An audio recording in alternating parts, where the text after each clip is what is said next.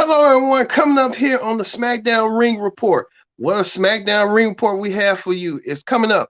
The biggest match in SmackDown history in the last SmackDown 2022. Yes, John Cena returns in action to team up with Kevin Owens to take on the Undisputed Champion Roman Reigns and his goon, Sami Zayn. We know that Kevin Owens and Sami Zayn are both former best friends. After what had happened at Survivor Series, we kind of got a clear understanding. And now John Cena in the mix of it with Roman Reigns as well. Roman wants to know, is Sami still loyal to him? We have to wait and see on this epic, the biggest main event in SmackDown history at the end of the year. We'll talk about that as well as another main event caliber match as Ronda Rousey takes on Raquel Rodriguez. They met before for the SmackDown Women's Championship, but Ronda is now the champion with the gold. An incredible improvement from Ronda. We'll talk about that.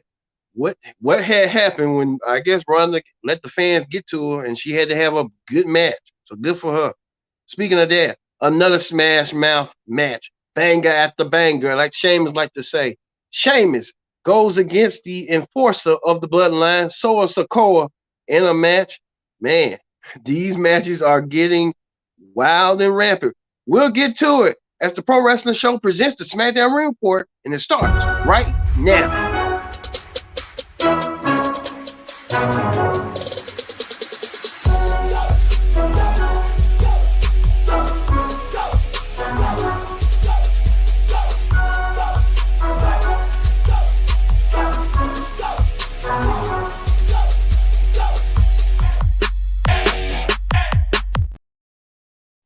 Hello, everyone. Pro Wrestling Show. Your host, as always, Kendra Dix here. Glad you can join us here on the SmackDown Ring Report here on the Pro Wrestling Show here on Connect TV. Thank you all for watching and joining in the conversation using the hashtag Pro Wrestling here on Connect TV. And don't forget to subscribe. Subscribing is caring. Tell a friend, call a friend, hit that subscribe button so you won't miss a thing. We thank you all once again. Like I said, we're gonna this is the SmackDown Ring Report, the reviews and highlights of the blue brand of tonight. We're gonna talk about coming up on Hot Topics a little bit later on in the show. What had happened? We recently got some news that legendary Impact TNA Asylum announcer, Mr. Don West, if we can show him right on the screen, if we can. Please, Mr. There you go. Don West, a legendary figure, one of the primitive voices of TNA wrestling way back in the early days. Don West had passed away at the age of 59 from lymphoma. We'll talk about Don West, his legacy, his career and impact, and what he truly meant to me. So Don West, we'll talk about coming up later in the show. And it's been a lot of losses as well. Also, too, as you know, that we love to talk about media and stuff, and we lost another great in media as well, Miss Barbara Walters, who a pioneer, a trailblazer as well. She is not nothing to do with wrestling, but when it comes to media, news and stuff, everyone knew who Barbara Walters was, and we sent our condolences to Barbara Walters and her family, the family and fans and admirers of Barbara Walters. She was an impeccable journalist. I say that right now. So we want to wish Bob Walters rest in peace. And we'll talk about Don West as well coming up. Man, two great giants from both different genres passed away. Man, my heart is heavy for both of them. But we had to move on like they want us to move on. The show must go on. Like I said, this is the SmackDown Ring Report. Thank you all for watching this edition of Pro Wrestling Show. So we're not going to waste no time whatsoever. We're going to kick things off with this. Bray Wyatt kicked the show off. Bray Wyatt, Norman with the lantern and stuff. Bray Wyatt talking about his match. Yes, he's having a match against LA Knight. But it'll be at the Royal Rumble in a pitch dark match. I don't even know what it is going to be, but it's getting more eerie and eerie each week and stuff. A pitch dark match. What is it? But we know Bray will be competing. Bray even Uncle Howdy came out of nowhere and attacked Bray. That was weird and strange. I mean, strange at the moment. We thought Uncle Howdy was fighting with Bray, but it turned that Bray getting attacked by Uncle Howdy. And now we know that him and LA Knight will meet at the Royal Rumble in a pitch dark match. I mean, LA Knight kind of looking spooked as well. Like, what in the hell is going on? Everybody was spooked. You ask me. Even Bray got spooked too. Keep your monsters and keep your friends in mere places. I'll say that right now, Bray. And that's what happened with Bray.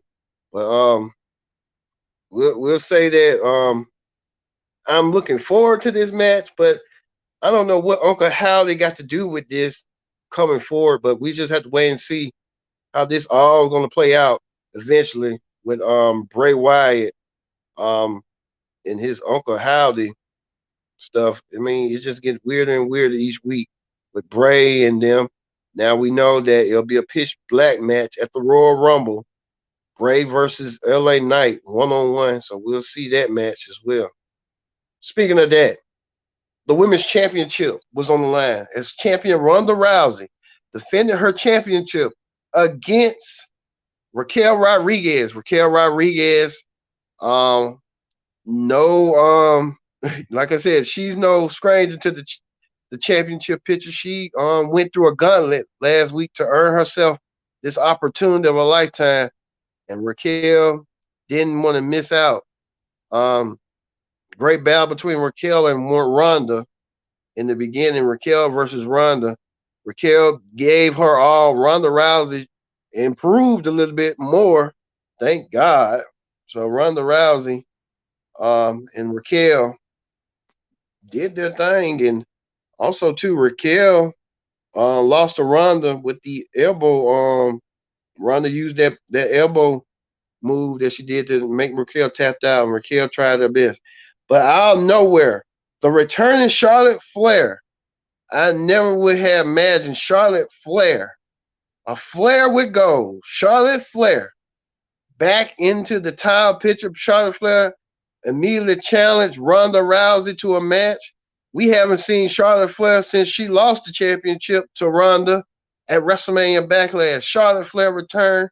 Charlotte Flair got her championship back, and now Charlotte Flair is now a 14-time world women's champion. And Charlotte Flair, well, Flair would go. Charlotte Flair back. And now she's a fan favorite. I never would imagine Charlotte Flair being a fan favorite amongst the fans. The fans were cheering her on. And this world, this WWE universe is more crazy than you think, if you ask me. But, hey, Charlotte Flair now back in the WWE as the new SmackDown Women's Champion at the end of the year as champion. You have to wonder would Ronda Rousey would challenge Charlotte for the Women's Championship at Royal Rumble. That's a possibility. We could probably see that coming forward in the beginning of the year for her and Charlotte to meet at Royal Rumble. Also, too, Sami Zayn still trying to feel a little uncertain about what's going on. Paul Heyman was trying to clarify to Sami that Roman is, trying to rest his laurels to get ready for his match, that huge epic tag team match. And Paul Heyman rested assured that Sami was in his good graces. So we'll see that coming up later on in this match, in the show. But you see these matches and stuff. Also, too, the battle, a banger at the banger. These two smash mouth wrestlers, Sheamus taking on Sora Sakai in a match that many people didn't suspect. But it was good. It was a good match. And Sora and Sheamus beat the living crap out of each other. But Sheamus got pinned by Sora with that spite, that Oriental spite. That Sora Sakai won his match over Sheamus. Until the returning Drew McIntyre, the Bloodline tried to beat up the Brawling Brutes. Until Drew McIntyre evened up the odds on 4-1 advantage. Drew McIntyre back. Drew McIntyre wants the tag team champions one way or another. And Drew McIntyre and Sheamus will get their wish. As you see right here, this was had happened. The tag team champions beating up Sheamus. leaving that how it was until, like I said, Drew came out of nowhere. Drew McIntyre back into the scene right now, and we know that Drew wants helping out Sheamus. They make good tag team allies, but Sheamus and Sikoa had that battle, and it was a big battle, and you can tell. But Drew made an impact, and Drew made an impact indeed by kicking Jimmy and Jay's faces off their feet, off his feet. So we know. So we got some breaking news. It's been broken and stuff that the tag team championships will be on the line as the Usos, the longest reigning and greatest tag team champions, take on the challengers of Drew McIntyre and Sheamus next week for tag team gold, for tag team supremacy in the WWE, especially in the WWE. So could Drew and Sheamus work together and get the tag team titles away from the Usos? We'll just have to wait and see. Drew looked dominant, kicking the Usos' heads off. So the Usos got a lot of competition that way coming up next week. And that championship.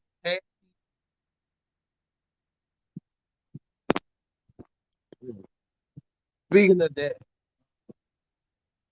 we that Braun Strowman has been playing cat and mouse, especially Gunter, been playing cat and mouse with Braun Strowman.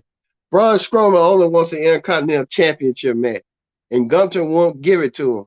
And Gunter believes that Braun Strowman is a threat in a way, but Gunter feels more like it's something there other than that.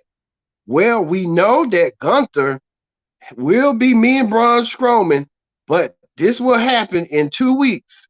In 2 weeks' time, Gunter would put the Intercontinental Championship on the line against the Monster Man Braun Strowman 2 weeks away. Can Braun Strowman leave in 2 weeks as the new Intercontinental Champion? We just have to wait and see and find out. We'll wait and see. This is going to be another match coming up too. Ricochet taking on Top Dollar next week. Qualifying match for the Royal Rumble. Ricochet versus Top Dollar. Who's going to advance, earn themselves, and enter themselves into the fray of the Royal Rumble, the 2023 Royal Rumble? Ricochet or Top Dollar, we'll find out. But that didn't stop there. The main event, John Cena teaming up with Kevin Owens to take on Undisputed Champion Roman Reigns and his lackey, Sami Zayn. Yes, Sami Zayn has been the lackey of Roman Reigns for quite some time since the past summer. And now Kevin Owens is fed up. John Cena is fed up. John Cena returns with a back, tries to get a win for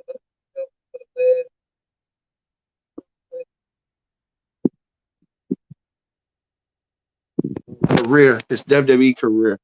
Did John Cena do it? John Cena did in a way. John Cena teamed up.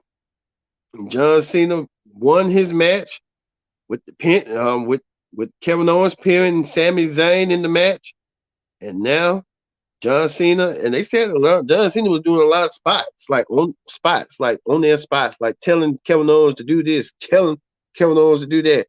But John Cena, the greatest of all time, went against Roman Reigns and him, and John Cena came at the end of that, the outcome of it. Winning his match, John Cena did the thing, and John Cena now won a match in 2022. Maybe a good match for John Cena to emerge victorious. John Cena did it, and he did it in grand fashion. I'll say that. Bloodline was not ready for tonight's main event. I'll say that right now. The Bloodline were strategizing, and they just didn't have the right strategy. If you know what I mean, they just didn't have the right strategy. John Cena and Kevin Owens pick up the win, emerge victorious, and congratulations to John Cena and Kevin Owens picking up that win and getting it done. Congratulations.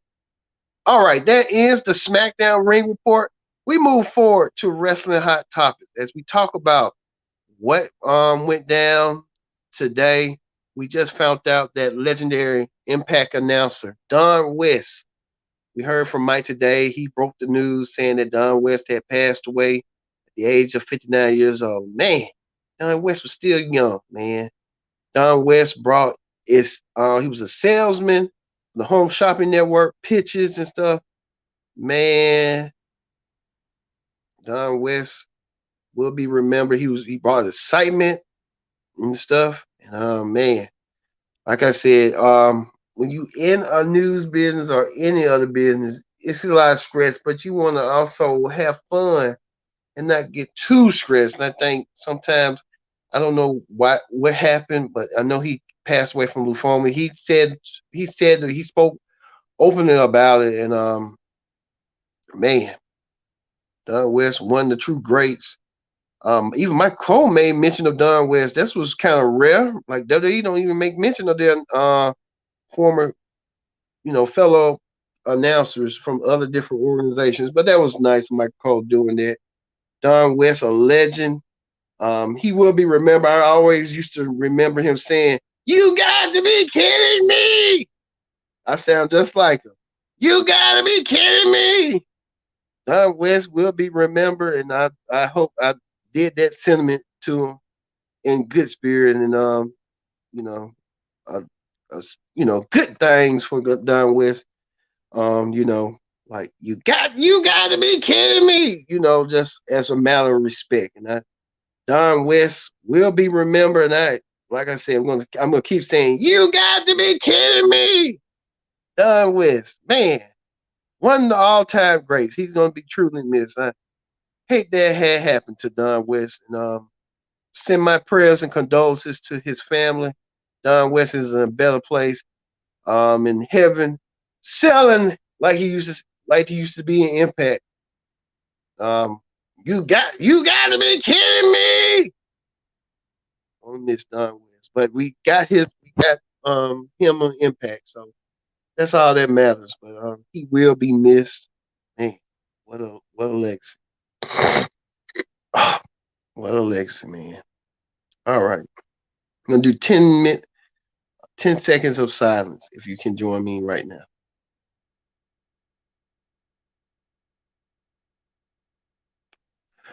All right. We talk about this as well. We're hearing New Year's Smash from AEW did about 876,000, so it was down from what they was doing. So I guess AEW trying to reach that million, but hey, they'll keep trying once sooner rather than later. So hey. Also too, we're hearing reports that Gunther will probably defend his Intercontinental Championship in the Elimination Chamber against these five other men. I mean, we could see that showdown, and we could probably see Gunther go against Drew, which that likely could be a WrestleMania match in the present. So we'll see. And also too, this is non-wrestling related. Pele from sports, from soccer, he passed away. So we want to send our condolences. I mean, man, death came in threes this week. Pele, Don West, and now Barbara Walters. Man. So we see that Gunther came out there saying they made it all the way to Madison Square Garden. So in Madison Square Garden, the world's famous arena. I mean, that's the package right there that Vince McMahon should have had done in the beginning. Not Luke Vines and Gunther. He should have just focused on them three, but he crazy. That's why he ain't in WWE no more. Also, too, Sports Illustrated announced the top 8 wrestlers right here. As you see right here, and I don't have no question about it. Seth Rollins, workhorse. Bianca Belair, number 3. She's the only woman in the Jamie Hayter, also Dax Hartwell in it, Will Ospreay, Roman Reigns, John Moxley. So it's a top 8. You got 2 some couple former world champions and current world champions in it. So hey, there you go. Also, too, Really Ripley with the "Bail Me Out of Jail" T-shirt. Right. What else? That's it. That's it. So and Batista made a rare appearance. We see a picture of Batista. He made a rare appearance. He was on the show backstage with Tyson O'Neil. So Batista made a rare appearance. So hey, man, for Batista, who may make an appearance sooner rather than later. Might go in the Hall of Fame. You never know. All right. So we're gonna end this right now. This is the last pro wrestling show of 2022. And we do it with the SmackDown Ring Report. What a way and what a niche to us. We'll see you coming up. We should have the oh my god moments of both AEW and WWE. So look for that coming out your way soon, near this weekend. So look for that special. Also, too, we'll see you Monday for a new year, a new pro wrestling show. We hope to see you, and you all have a great, prosperous new year. I've been your host, Kendra Dick, saying so long and Happy New Year.